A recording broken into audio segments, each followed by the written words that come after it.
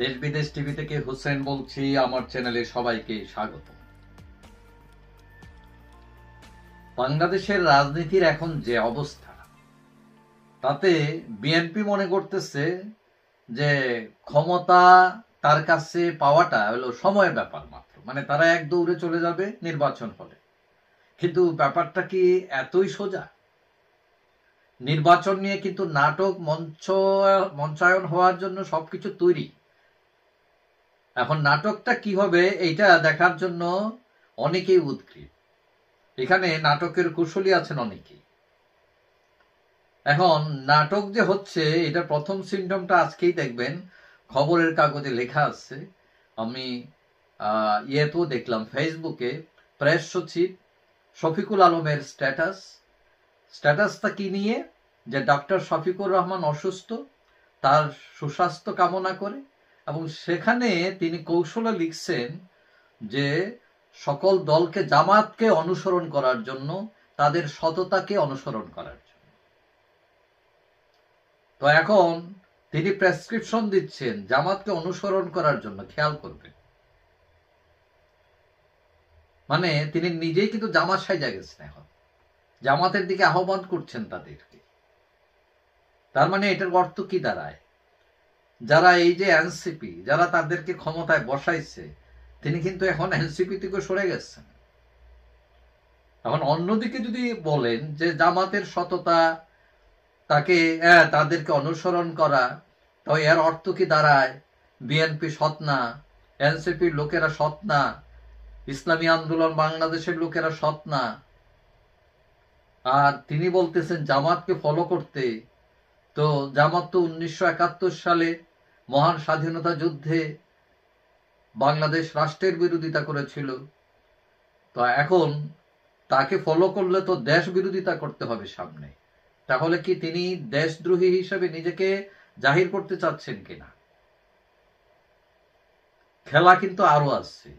আজকেরই পত্রিকা, আজকে রোববার, খুললে দেখবেন এনসিপি নেতা নাসির উদ্দিন পাটোয়ারি বলছেন নির্বাচন বর্জনের হুমকি দিচ্ছেন।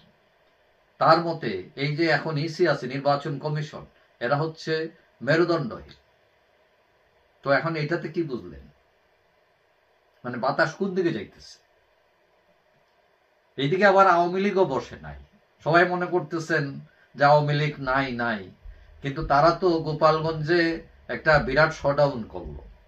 এরপরে ঢাকার মধ্যে 400 লোক জমায়েত করে সেখানে আর্মির মেজর আইনা ট্রেনিং নিল, রাষ্ট্র কইতেই পারে না। এখন তারে গ্রেফতার করছেন এই মেজরকে, কিন্তু মেজরকে গ্রেফতার করেই যদি মনে করেন সব ঠিক করে ফেলছি, তো এটা কি আসলে ঠিক আছে? কতজন জেনারেল আছে আওয়ামী লীগের সেখানে, এটার হিসাব কি সরকার জানে? এখন নাটকের স্ক্রিপ্ট যেটা, এটা মোটামুটি লেখা শেষ। এখন মঞ্চায়স্ত করার জন্য এটা কলাকুশলী খোঁজা হইতেছে।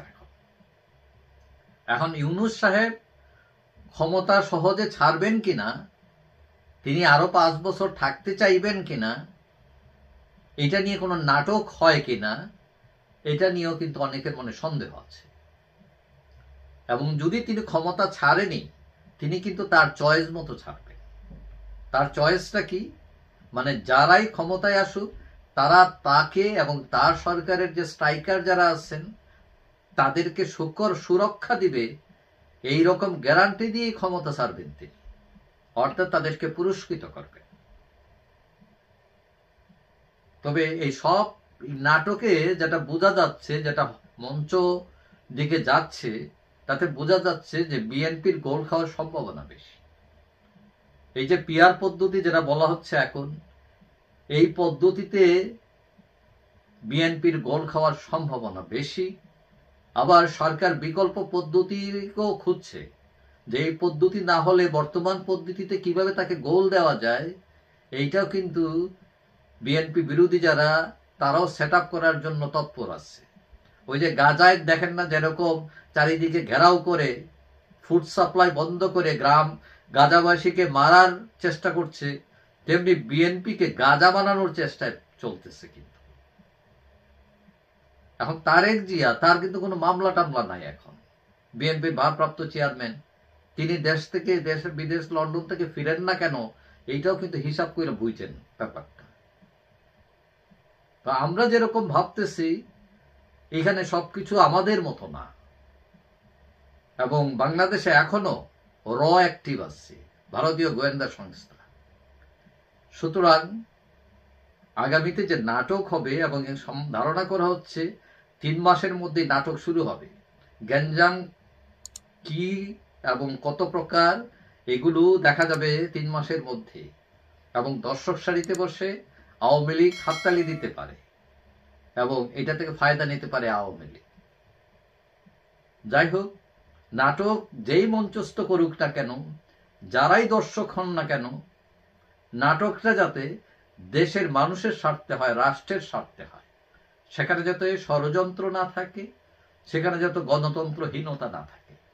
যাই হোক, সবাই ভালো থাকবেন। আশা করি দেখা হবে অন্য কোনো ভিডিওতে ইনশাআল্লাহ। আল্লাহ।